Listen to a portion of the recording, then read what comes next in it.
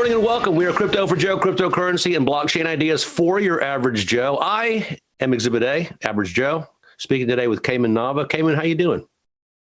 I'm doing very well. So I want to follow up on what we talked about last time, the withdrawals, the big news that's coming out of Ethereum this spring, where you are able to withdraw, well, new money is being printed for you, and you're able to make subsequent withdrawals from your 32, what are you? Your validator. Your validator, thank you. You're validating 32 ETH, and from that, you're going to receive money. I was thinking about our conversation last time, and it just seems to me that the reason there's not big, giant money, I mean, the biggest money pouring into this right now is because it's still a leap of faith. Because from what I understand, you've got 32 ETH to validate, and the question for an investor would be, when can I get my ETH out? The answer is, we don't know. That right there has to cut off 90+% of the investors, yes? Well, I'm not an investor, but yeah, it's a lot riskier when you don't know when you can get your returns. Yeah, for sure. Yeah, I'm just, from the average Joe standpoint, hey, because ETH being at about 1,500, hey, put in 50 grand. Well, gosh, okay, but, when can I get it out? We don't know. Well, no. But therein lies the opportunity.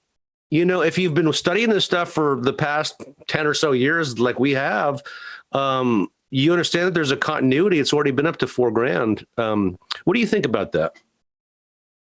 I think a lot of the developers of Ethereum kind of have a different take on it because they're closer to the source. They're closer. They kind of have a more of a pulse on the whole situation.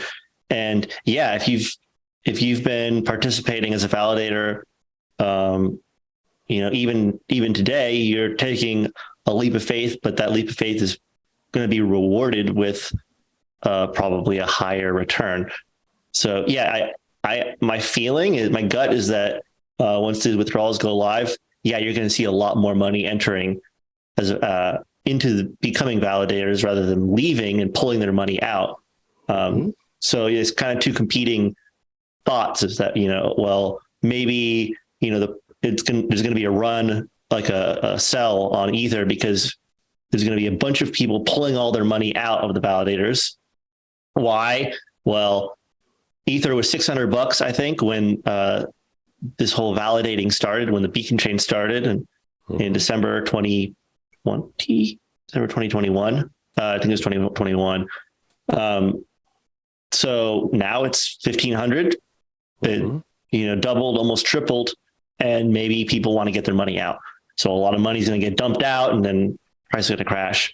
An alternative point of view is that, Ether's going to have a kind of a bull run because a lot of money is going to start being sunk in to validators. So kind of what you're saying is that, hey, here's this new investment opportunity, and it's kind of a little more fleshed out. The whole life cycle is fleshed out. You put your 32 in, you can then begin to withdraw, profits off the top of that every few weeks. And if you want to, you can then pull all your money out and in a few weeks get everything back.